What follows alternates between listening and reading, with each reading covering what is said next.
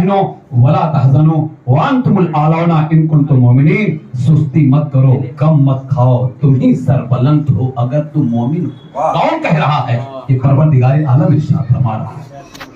یہ وہ کہہ رہا ہے جو ساری کائنات کا مالک، جو صرف ایک علاقے کا نہیں، ایک ایریے کا نہیں، ایک اسٹیٹ کا نہیں، ایک محلے کا نہیں، ایک ضلع کا نہیں، ایک اسٹیٹ کا نہیں، ایک ملک کا نہیں، ساری کائنات کا جو مالک ہے وہ پروردگار عالم ارشاد فرما رہا ہے، اپنے بندوں سے کہہ رہا ہے وَلَا تَهِنُوا وَلَا تَحْزَنُوا وَأَنْتُمُ الْأَعْلَوْنَ إِن كُنتُم مُؤْمِنِينَ. سستی مت کرو، کم مت کھاؤ، تم ہی سربلند ہو اگر تم مومن ہو، تم ہی کامیاب ہو اگر تم مومن ہو.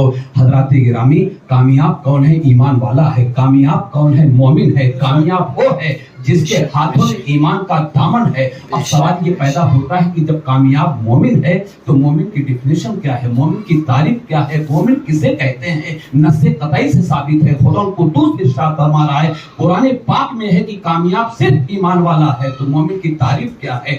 ساری کائنات کے مرکز عقیدت مصطفیٰ جان رحمت صلی اللہ علیہ وسلم ارشاد فرماتے ہیں، صحیح بخاری شریف کی حدیث ہے، لا یؤمن احدکم حتی اکون احب الیہ من والدہ والناس اجمعین. تم میں سے اس وقت تک کوئی مومن ہو نہیں سکتا جب تک کہ جان سے زیادہ، مال سے زیادہ، اولاد سے زیادہ، یہاں تک کہ ساری کائنات سے زیادہ جس کے دل میں میری محبت نہ ہو.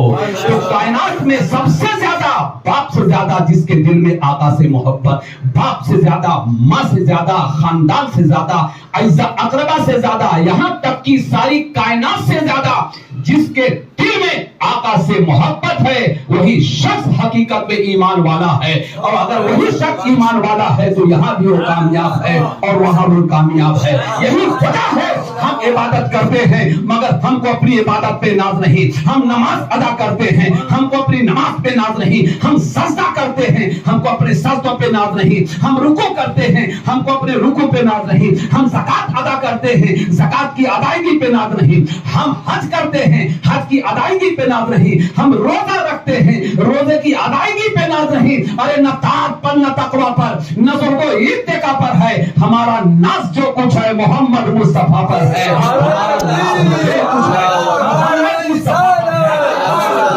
جو کچھ ہے محمد مصطفیٰ پر ہے. آخر نماز پہ ناز کیوں نہیں ہے؟ آخر روزے پہ ناز کیوں نہیں ہے؟ آخر حج پہ ناز کیوں نہیں ہے؟ آخر زکات پہ ناز کیوں نہیں ہے؟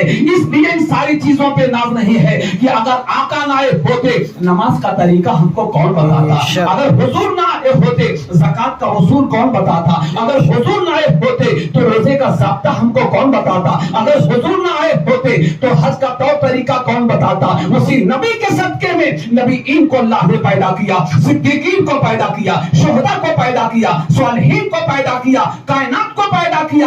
ہمیں اس ذات پر ناز ہے جن کے صدقے میں اللہ نے ساری کائنات کو پیدا فرمایا ہے.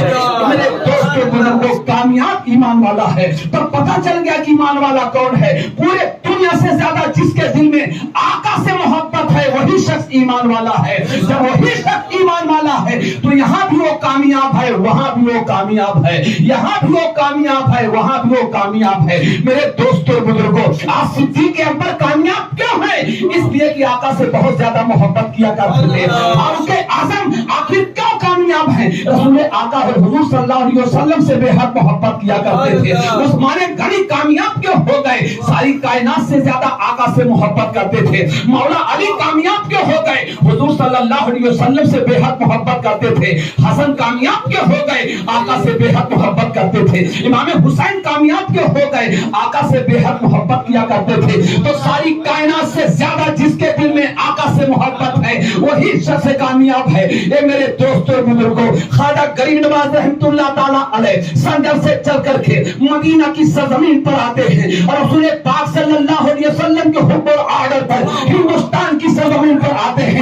نماز کی بنیاد پر کامیاب نہیں، روزے کی بنیاد پر کام نہیں، حج کی بنیاد پر کامیاب نہیں. خواجہ غریب نواز رحمۃ اللہ تعالیٰ علیہ ساری کائنات سے زیادہ آقا سے پیار کرتے تھے. یہی وجہ ہے کامیاب نظر آئے.